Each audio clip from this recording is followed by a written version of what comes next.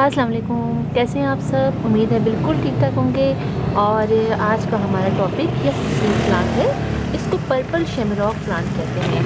इसके अलावा इसके एक दो नाम और भी हैं। ये प्लांट बहुत खूबसूरत प्लांट है और आप इसके लीव्स देखिए कितने यूनिक कलर के होते हैं। सुबह के टाइम ये लीव्स खुल जाते हैं और जैसे जैसे रात होती जाती है, रात तक जैसे दिन गुजरता है, इसके जो लीव्स हैं ये सब बंद हो जाते हैं और सुबह दोबारा खिल जाते हैं। ये प्लांट बल्ब से ग्रो किया जाता है, काफ़ी हार्डी प्लांट है और एक दफ़ा आप इसको अपने घर में ले आएँ तो फिर आप इसको साल साल इसको अपने घर में बआसानी ग्रो कर सकते हैं और इसको मल्टीप्लाई भी करते हैं। और सारे वही तरीके होते हैं जो हम एक बल्ब को ग्रो करते हैं, जो एहतियात करते हैं, वही एहतियात इसके बल्ब के साथ भी की जाती है।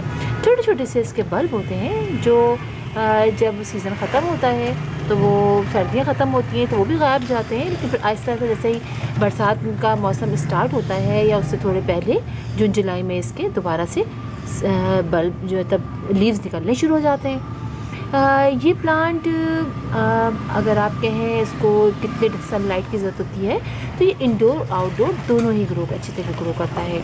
सर्दियों में तो आप इसको मॉर्निंग की और इवनिंग की 2 से 3 घंटे की सनलाइट में रख सकते हैं, लेकिन गर्मियों में आप इसको थोड़ा सा अवॉइड कीजिएगा। आप इसको डायरेक्ट सनलाइट में मत रखिएगा। हाँ, ऐसी जगह पे रखिएगा जहाँ पर इनडायरेक्ट सनलाइट आए और लाइट आए तो बहुत ही अच्छा है। इसके अलावा अगर हम इसको इंडोर रखें, इसलिए कि इतना खूबसूरत प्लांट है, दिल भी चाहता है इसको इंडोर रखने के लिए, तो इंडोर अगर रखें हम इसको तब इसको ऐसी जगह पे रखें जहाँ पर थोड़ी सी विंडो के पास रखें जहाँ से इसको थोड़ी सी सनलाइट मिल जाए। इसलिए कि जब अगर हम इसको डायरेक्ट सनलाइट में नहीं रखते हैं तो इसके लीव जो होते हैं, जो इसके ब्रांचेस होती है काफ़ी लंबी लंबी हो जाती है। आप ही देखें, ये प्लांट मैंने कुछ अर्से पहले लिया है और मैंने इसको अभी इतने ज़्यादा धूप में तो नहीं रखा हुआ है और अब मैं इसको मज़ीद चूँकि आहिस्ता आहिस्ता मैं इसको ग्रो करती जा रही हूँ, मुझे मालूमात इसकी होती जा रही है, तो मैंने इसको जो है वो ऐसी जगह पे रखा होता है जहाँ बहुत ज़्यादा सनलाइट नहीं आती थी, हल्की हल्की सी आती थी। लेकिन अब मैंने इसको जहाँ पर रखा हुआ है वो थोड़ी सी ज़्यादा ब्राइट सनलाइट है, तो आप देखिए कि इसके नीचे अंदर अंदर बहुत सारे इसके मज़ीद लीव्स निकल रहे हैं और साथ ही इसमें फ्लावरिंग भी हो रही है। अभी इसका फ्लावर 2 दिन से खिले हुए थे, अभी ख़त्म हो गए हैं। इसमें एक लंबाई सी एक शाख से निकलती है और उसके अंदर फ्लावर्स होते हैं।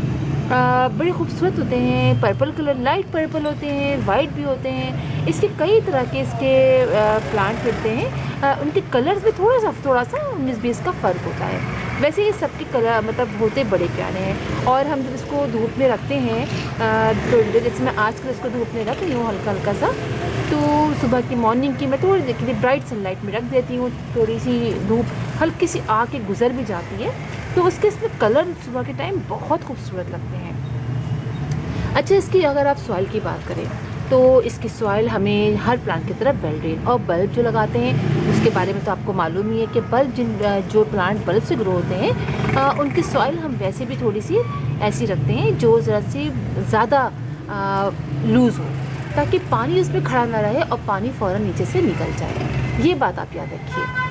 इसके अलावा ये कि इस प्लांट को हम अगर मिट्टी से बनाएंगे तो हम 50% हम ले लेंगे सैंड ले लेंगे और 25% आप गोबर की खाद ले लें, 25% आप अपनी गार्डन की सॉइल ले लीजिए, तो ये प्लांट बहुत अच्छे तरीके से ग्रो करता रहेगा। और सनलाइट की हमने बात कर ली है इसको कि इसको इनडायरेक्ट सनलाइट में गर्मियों में रखिएगा और सर्दियों में आप मॉर्निंग और इवनिंग की डायरेक्ट सनलाइट भी रख सकते हैं। अच्छा, एक बात और याद रखें कि इस प्लांट को जब हमने कहा कि ये बल्ब से ग्रो करता है तो हम इसको बहुत ज़्यादा पानी नहीं देंगे और ख़ास तौर पे पर्पल शेमरॉक प्लांट को बहुत ज़्यादा पानी दिया भी नहीं जाता है, चेक करके पानी दिया जाता है। और वो भी चूँकि इसके बल्ब बहुत गहराई में हम नहीं लगाते और छोटे छोटे बल्ब होते हैं ना, तो हम इसको ऊपर लगाते हैं, मतलब ज़्यादा गहराई में नहीं लगाते, थोड़े कम गहराई में लगाते हैं। इसकी वजह से हमें इसको पानी बहुत ही डालना होता है। हम पानी उस तक डालते हैं जब ये थोड़ा सा सूख जाए। आप फिंगर से टच करके देखिए कि आपके प्लांट सॉइल जो है वो ड्राई हो गई है तो आप पानी डालें, वरना होता ही है कि जब पानी डलता रहता है तो इसके बल्ब जो है वो ख़राब हो जाते हैं। ये बात आप याद रखिएगा पानी के लिहाज से। और अगर इंडोर रखिएगा तो फिर वैसे भी आपको ख्याल रखना पड़ेगा कि चूँकि बहुत ज़्यादा इसको सनलाइट नहीं मिल रही है, डायरेक्ट भी बहुत ज़्यादा नहीं मिलेगी, तो इसके पानी भी इसको आप कम डालिएगा, यह आप याद रखिएगा। हल्का हल्का सा मॉइस्ट आप इसको कभी कभी कर सकते हैं, जैसे मॉइस्ट रह गया कोई बात नहीं, लेकिन उस वक्त आप पानी नहीं डालेंगे। अब देखेंगे थोड़ा ड्राई हो गया है, फिर आप पानी डाल दीजिएगा, ठीक है, ये बात। और जैसे आजकल बारिश का सीज़न है तो आप कोशिश कीजिए इसको थोड़ी देर बारिश रखने के बाद साइड में रख दीजिए, और अपने सारे प्लांट, स्पाइडर प्लांट, अपने दूसरे प्लांट जो बारिश से ख़राब हो जाते हैं, तो आप उनको बिल्कुल थोड़ी देर रखने के बाद बारिश से फिर आप साइड में कर दीजिए, जहाँ बारिश का पानी उनको ना मिले। अच्छा, बहुत ज़्यादा धूप में रखते हैं ना तो ये बर्न भी होने लगते हैं, तो ये भी आपको बता देते हैं कि इसको ये बर्न हो रहे हैं, इसका मतलब है कि आपको इसको साइड में अब धूप में नहीं रखना है, ठीक है, ये बात आप याद रखिएगा।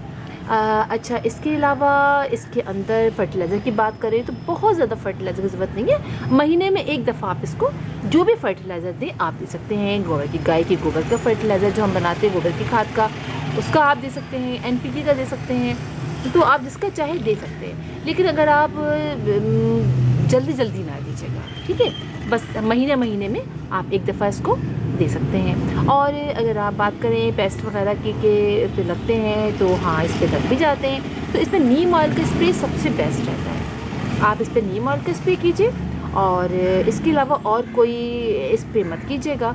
नीम ऑयल इसके लिए बेस्ट रहता है। इसके लीव जो हैं वो जो इसके बहुत खूबसूरत रहते हैं, नीम ऑयल के स्प्रे से ख़राब नहीं होते। बाकी सोपी वाटर वगैरह से शायद कुछ मसला हो जाए, लेकिन इससे नीम ऑयल के स्प्रे से नहीं रहते। तो इस प्लांट को आप बहुत इजीली ग्रो कर सकते हैं। जब थोड़ा सा ये थोड़ा बड़ा कंसिस्टेंट हो जाए तो आप इससे 1 से 2 से 3 पॉट बना सकते हैं। मेरे पास भी अभी काफ़ी ज़्यादा अंदर से हो रहे हैं। अब थोड़े दिन में और वेट करूँगी और फिर मैं इसको मल्टीप्लाई करूँगी, इससे कई पॉट लगाऊँगी। अच्छा, इसको स्पेशली बाज़ लोग जो हैं वो लैंडस्केप जब तैयार करते हैं ना तो उसमें लगाते हैं। मतलब ग्रीन प्लांट्स के दरमियान में, येलो लीव के प्लांट के दरमियान में जब ये पर्पल शेड आते हैं ना, तो अभी तो चूँकि शाम का टाइम हो गया है तो आपको अभी इतने नहीं, लेकिन जब रोशनी पड़ती है तो ये बड़े प्यारे लगते हैं, बड़े खूबसूरत डार्क पर्पल कलर के होते हैं ना, तो देखने में बहुत प्यारे लगते हैं। तो उसमें लोग बहुत इसको लगाते हैं। जो मल्टीपल प्लांटिंग करते हैं वो लोग लगाते हैं, कोई अपना फेरी गार्डन बनाते हैं उसमें इसका बल्ब लगाते हैं, तो बहुत खूबसूरत ही लगता है। तो बिल्कुल आप इसको अपने घर में ला सकते हैं, इसको हैंगिंग बास्केट्स में लगा सकते हैं, उसमें से भी ये मूव करते हुए नीचे की तरफ जाएगा तो बहुत अच्छा लगेगा। और छोटे से छोटे पॉट में लगा सकते हैं। और ये कि अगर ये आपको लगे कि आपका ये प्लांट अब ड्राई हो गया है, इसके लीव सूख गए, तो आप इस पॉट को रखे रहने दीजिएगा और कभी कभी हल्का सा पानी का स्प्रे कर दीजिएगा। लेकिन जैसे ही इसका सीज़न शुरू होता है तो इसमें कई दफ़ा ऐसा होता है कि इसमें फ़ौरन लीव निकालना शुरू होते हैं। बाज़ अगर लीव रह जाते हैं, कुछ रह जाते हैं, और उसमें से फिर दोबारा हमें पता चलता है भाई ये पॉट में ये प्लांट लगा हुआ है। लेकिन अक्सर ऐसा भी होता है कि सारे लीव सूख जाते हैं, तो आप इस प्लांट को, पॉट को सेव कर लीजिएगा। कभी कभी हल्के हल्के से उस पर पानी का स्प्रे कर दीजिएगा, और जैसे ही इसमें सीज़न आएगा आपके दोबारा से ये सारी प्यारी प्यारी से लीव्स जो हैं वो दोबारा निकलने शुरू हो जाएंगे। तो फिर इंशाअल्लाह आपसे मुलाकात होगी किसी और वीडियो में, किसी और टॉपिक के साथ। तब तक के लिए अल्लाह हाफिज़।